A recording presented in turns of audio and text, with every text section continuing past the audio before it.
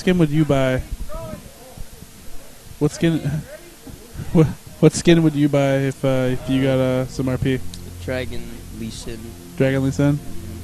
That's pretty badass. That's the Lunar New Year one? Yeah. Yeah. Lunar New Year. The town one was really good. Wukong, his graphics when he does his whirlwind, with his staff. Oh, yeah. Yeah, neon lights. Woo. No. Alright, first ban's RRE. Because Razor Weapon does not want that, just like last game. And a Janna ban again. Again, I know. I personally, I would ban Janna if I was if I can't play Janna. I wouldn't ban Janna as me if I got first pick because I actually first picked Janna. But like, I just think she's that strong as support. Yep. And here's that starter ban. So just kind of dismantling the team that Matt Damon played last time. You know, try to run a new team. Don't want to see some of these champions. Obviously, Razor Weapon having a little bit of trouble trying to get away from Skarner, not getting pulled.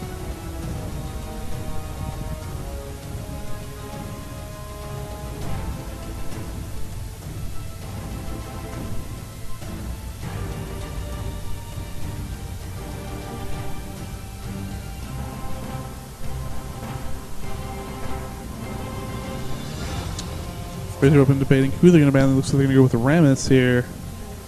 Good solid ban. Don't want a Rammus running around all nimbly bimbly. But talking about Janna, you know, that is Razor Weapon's bread and butter AD support bot, so getting banned out here a little bit. And Shen ban coming in. So now, you know, it's up to Razor Weapon. Who will they pick first?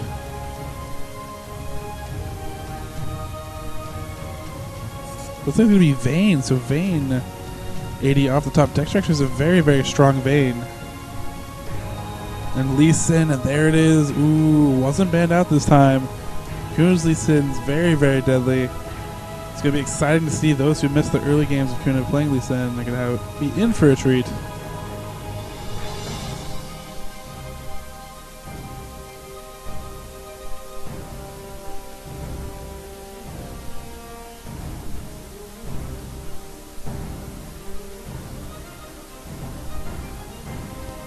Soraka again. And Soraka, you know, very good, very frustrating to play against. It's so much sustain, especially if you're bottom, if you go double heal bottom or something silly like that. Quadra heal. Yeah, oh gosh. So, I mean, almost reminds me of the back in the day. So back in the day, Team Heal actually wasn't, you wonder why it actually has reduced healing when you stack it. Back in the day, Team Heal, teams would just take all Team Heal. And then what would happen is you get in a team fight, everybody pop their Team Heal once, and everybody go back to full health on your team. Didn't even need a Soraka. And then if you had a Soraka on top of that, then Soraka heal came in. Just ridiculousness. So that's why Team Heal's nerfed, but it's come back a little bit. It's very, very strong. I actually had a game where we had 5 kills. You're a jerk face. No one likes you, and you stopped kills, and everybody was angry. Yeah. How dare you? Had to. Blocking summer spells, just protecting Ghosting right now. And, ooh, we're gonna see a Warwick. Warwick, very, very solid games can come out of Warwick if they do decide to jungle him, or is there a solid top as well? Model Minority going to be able to get his last pick in. Maybe do some counter picking here.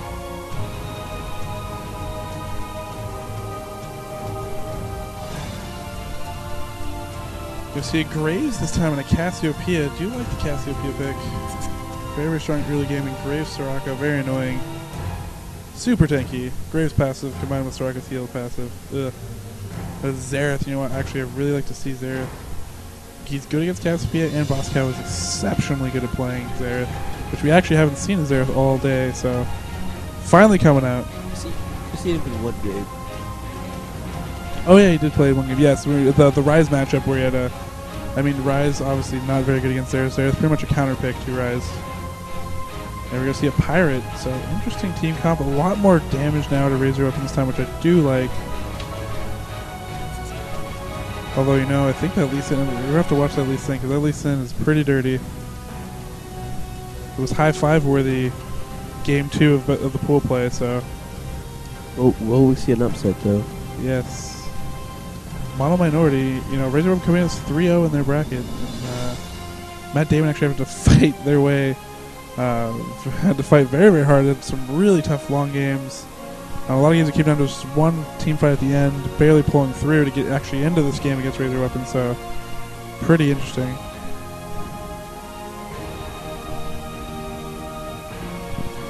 So Aurelia, top pick, really, a favorite character of a lot of top solos. Favorite top character, the Swift one. Very, very tanky, great dash, can dash onto the AD carries. Get into those backlines, it's super tanky. Deal tons of damage, has the Equilibrium Strike, true damage. A lot of great tools into Aurelia. She can farm lands really, really well with her ult, too. Ult's sort of kind of used like now how MF's ult is used, where you just use it to quickly clear a wave instantly. Go back. Fire items come back.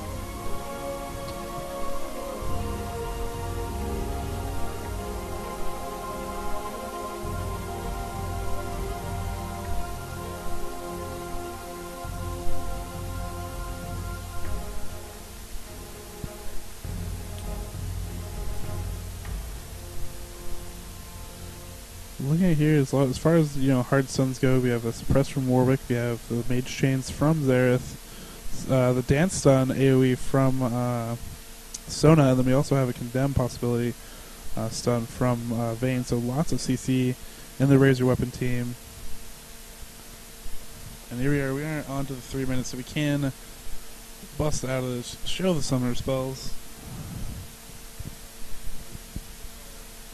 It's kind of interesting too here because both tops have consistently taken team heal. We've seen a lot of styles change between tops. Team heal seems, or I mean, sorry, not team heal. Teleport becomes very, very popular for top solos. We also see top solos, basically go offensive spells or go team heal ignite or something like that to just try to gain advantage top and win top. They just want to win top, stay up there, keep pushing that lane, keep driving, get their advantage that way, just totally dominate top. And they forgo that the team. The global positioning of the teleport provides you to get control over dragon instead of those coordinate and rotate. If you win your top lane really, really early, it allows you to roam into enemy jungle, steal blue, rotate down to dragon at times. You can coordinate these things. So it is a different style, but I've definitely today I've seen teleport is definitely favored by most of these teams. And there's going to be a double team heal bottom for Raise Your Weapon. And then there's going to be a single team heal for bottom. But, when you have Soraka, don't quite need double team heal. But it is really annoying. It's going to be interesting to see this Cassiopeia square off against Xerath. Because we know Bosco's Xerath is very, very strong. And he is pretty good against Cassiopeia. And he will find out a way to reach and touch you.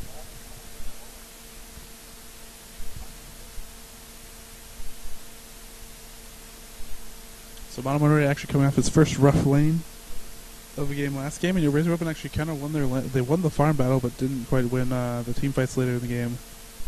We're able to keep through the end. That's really what lost it for him.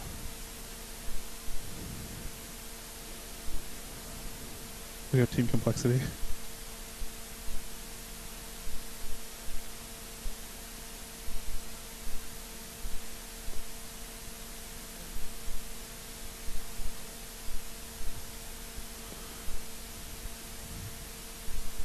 Cool, dude. Once again, this is game 2 with RYW, Raise Your Weapon, versus Matt Damon. Raise Your Weapon, the blue team. Matt Damon, the purple team. Yep. I am Pato. This is TK Rain. And you sound a little sad, TK Rain. Exhausted. Exhausted. Yeah, you've been a little bit sick today, but thanks for coming down, helping me out here. Oh, yeah, of course. Of course. With what you have been able to do. I know. I wasn't there for the Vancouver thing. It sounds lots of fun. It also sounds a little bit bothering some because you guys didn't have your break, time to chill. Oh yeah. Didn't start on time and all that stuff. So, yeah. But this event did start pretty close to on time. Yeah. I mean, we just didn't have all the teams able to play all at once, so that kind of slowed down some of the games here. But for the most part, it's been running pretty smoothly. Had a few breaks for food, but I mean, it's still. I mean, I think we're gonna get done at a pretty good time because this best of 3 is going. Irish Snowboard's in the middle of their best of 3. Depending on how it goes, we should have we should be able to stop at some time, maybe around 11 or so. I'm thinking, probably before midnight. Yes, hopefully before midnight. But I mean, that's not even that bad. I mean, Victoria, like I said, if you're wondering about what we're talking about, GotaCon 2012 in Victoria, Canada. We thought we were going to get 8 teams. We ended up getting 16 teams. Then we wanted to do single elimination so that it would actually end, because it all had to be run in one night. It wasn't 2 days. They didn't have enough time slot for that. So they said, but then they said double elimination. So we did double elimination, 16 teams, and it was absolutely crazy. We casted from 9 p.m. till noon the next morning, just straight through the night. And after doing that, you know, if I have to cast till midnight, that's no big thing. Like, it's You're used to it. yeah, it's not a big deal.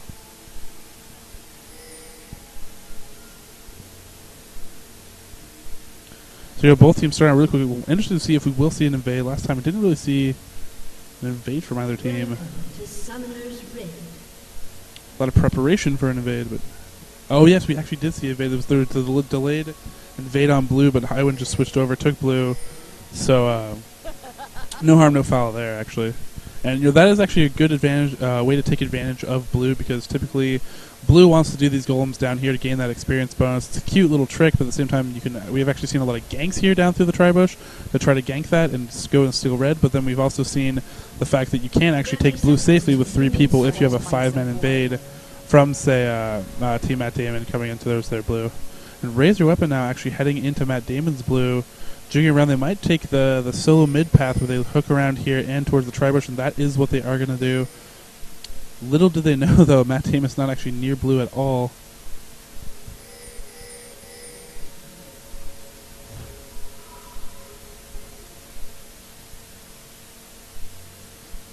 Minions have spawned. Whatever, but I mean, Lee Sin, you know, he doesn't actually usually go for blue early. He doesn't need blue. So, what we will actually usually see is early red from Lee Sin, and they can actually go for early gank. So to clear out these rays, get a boost in levels, going to get a little bit of pull onto red. That's going to probably try to go into lane for a gank, but everybody here is helping Warwick actually steal blue. So this is actually going to be pretty good for them. And the other key thing about this, about Warwick stealing blue here, is it gives them the timer on blue. When they see that it's gone, they have a good idea of when it's going to come up around 7:15, 7:40, around there. But Raise Your Weapon's actually going to know definitively when it is up, which is actually a huge advantage early in the game, because if you're AP mid, especially Cassiopeia loves and thrives off of blue. You get Cassiopeia blue, she will absolutely tear apart the opponent. So if they can actually deprive her of a blue, then that will actually be huge for mid lane. The boss cow will be able to push around really, really heavily. Cassiopeia with blue early actually has really, really huge sustained DPS and actually can do dragon very, very quickly early in the game. So definitely want to steal around there. So they're going to actually have that blue buff on lockdown. Probably going to see some jungle invades from Highwind to get a ward down there around that 7-minute mark, like we said, and maybe see a steal from it, because that will be key if they can actually deprive Cassiopeia of the blue buff.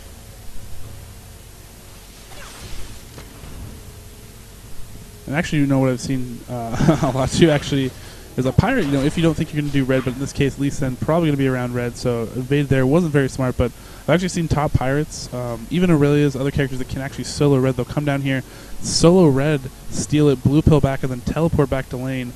And say you had this matchup and pirate had red after he had just come back, just come back after a bye, plus his items. I mean, that's a really, really tough sell for top lane to have to deal with that. And so that's not what the case here is, but this is another strategy you can do with the characters I'm looking at top, you know. Oh yeah. That's not going to happen in this game right now. Boss Cow is pushing up that lane as much as he can towards the tower. Going to try to deny some CS, but he has to stay pretty far back from this just because it is right outside the turret range. This is very dangerous to go too far past this mid lane. And Kunuv's Sonic Waves and ganking as Lee Sin has just been really on point. He's a very exciting player to watch play. Lee Sin lands his skill shots very, very well. Looks like he's going to go in here towards blue, try to steal it. Highwind's probably going to round this. Will he round it in time to see that this is going down? That is the question. And, you know, Lee Sin actually has the ability. Aurelia's going to come down and help her.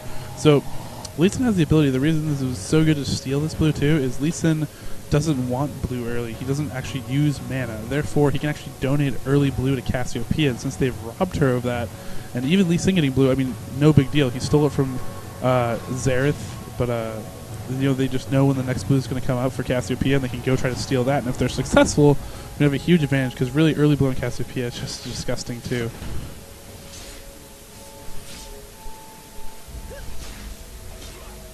Monomori trading up and forth. Aurelia really weak early, becomes stronger.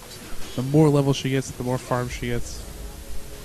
Really wants to go for that Triforce. Typically, Aurelias these days have been starting gold per 10 items to get extra gold while they're in lane, gives them some extra farm, and then they rotate it into the Triforce, so they're just going straight Triforce. Very efficient for gold and sustain in lane. Get some mana back, get some health back with the Philosopher's Stone, which is so gold efficient for the stats you get. Both junglers being pretty passive so far, which is pretty unusual for Kunan's Lee Sin play. Normally we see him being very, very aggressive.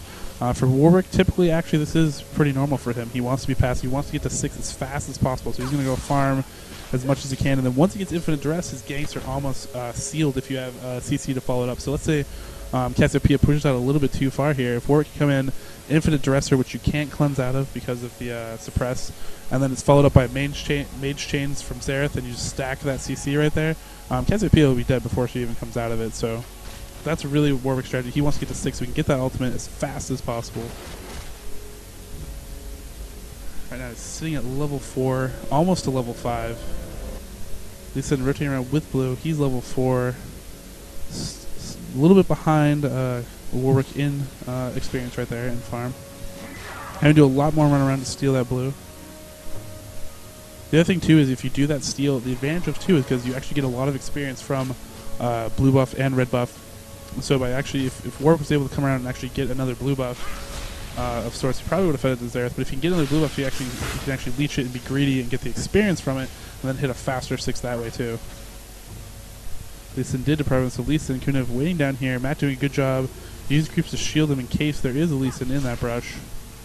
Playwright doesn't want to get engaged on it. Is going to get a huge slow onto him, jump onto him, but he's going to flash out of this. Razor Strike could come in, but he's been in a lot of trouble going towards this turret. Matt doing a good job escaping there. Lots of slows going on. So Xerath, you know, Cassiopeia's Q very, very efficient in this game, damage-wise and mana-wise. The other thing it does for Cassiopeia is it actually gives her a movement speed boost, which a lot of people don't know, and actually lets her chase and land her fangs. And as long as you have poison on your opponent, it actually reduces the cooldown of Twin Fang, and she is maxing Twin Fang. So Twin Fang deals 155 plus 15 damage. But while you have poison on it, it's a 5-second cooldown, or 0.5-second cooldown, sorry. So you can just basically spam it over and over again. It's huge burst damage, and especially if you have a blue for more cooldown. There we go. Blue is up.